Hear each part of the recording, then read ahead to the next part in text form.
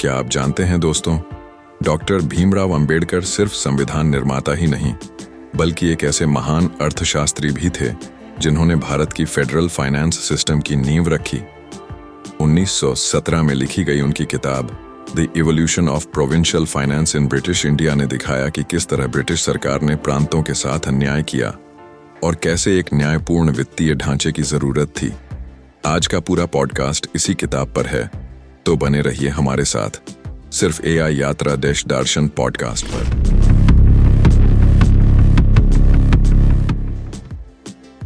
नमस्कार दोस्तों, स्वागत है आपका AI यात्रा देश दर्शन पॉडकास्ट में।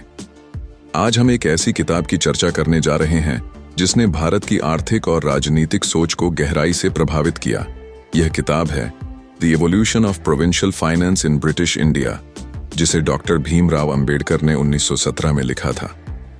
दोस्तों, जब भी हम डॉक्टर अंबेडकर का नाम लेते हैं तो सबसे पहले हमें उनके संघर्ष, संविधान और सामाजिक न्याय की याद आती है। लेकिन बहुत कम लोग जानते हैं कि अंबेडकर सिर्फ एक समाज सुधारक या संविधान निर्माता ही नहीं बल्कि एक महान अर्थशास्त्री, इकोनॉमिस्ट भी थे। 1917 में लिखी गई यह किताब भारत की वित्तीय संरचना, ब्रिटिश इंडिया की आर्थिक नीतियों और प्रांतीय वित्तीय स्थिति का गहरा अध्ययन है। दोस्तों, आइए जरा उस दौर को समझते हैं। 20वीं सदी की शुरुआत में भारत ब्रिटिश शासन के अधीन था। ब्रिटिश सरकार ने केंद्र और प्रांतों के बीच राजस्व और कर प्रणाली को इस तरह से बांटा था कि प्रांत हमेशा आर्थिक तंगी में रहें।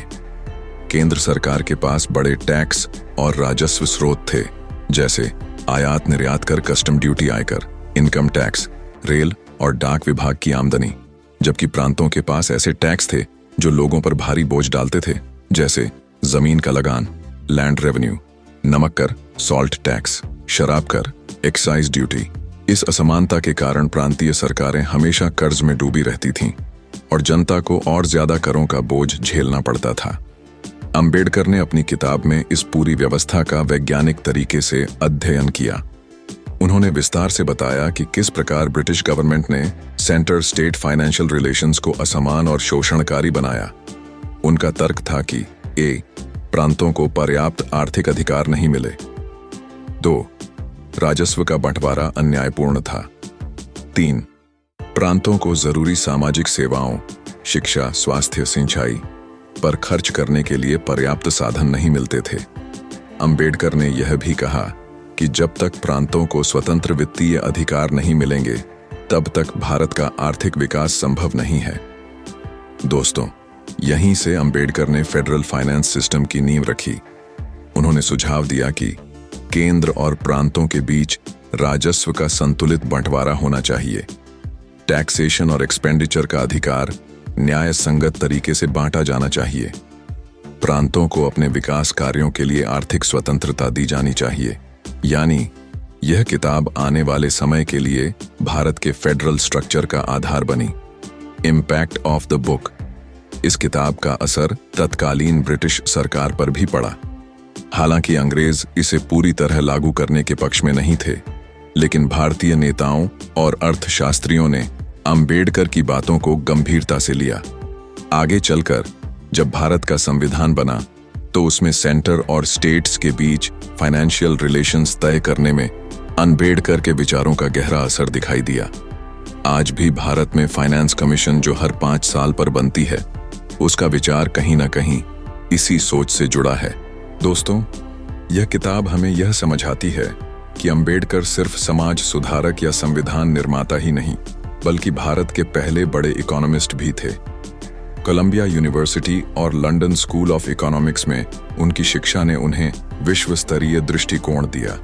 वे जानते थे कि भारत की असली आज़ादी सिर्फ राजनीतिक नहीं बल्कि आर्थिक आज़ादी से आएगी, और आर्थिक आज़ादी तभी संभव है जब प्रांतों और जनता को न्यायपूर्ण वित्तीय अधिकार मिले।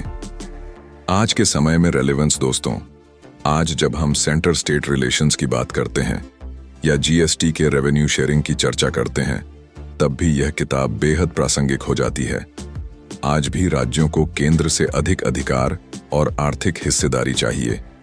आज भी डेवलपमेंट फंड्स और टैक्स शेयरिंग विवाद का मुद्दा बनते हैं।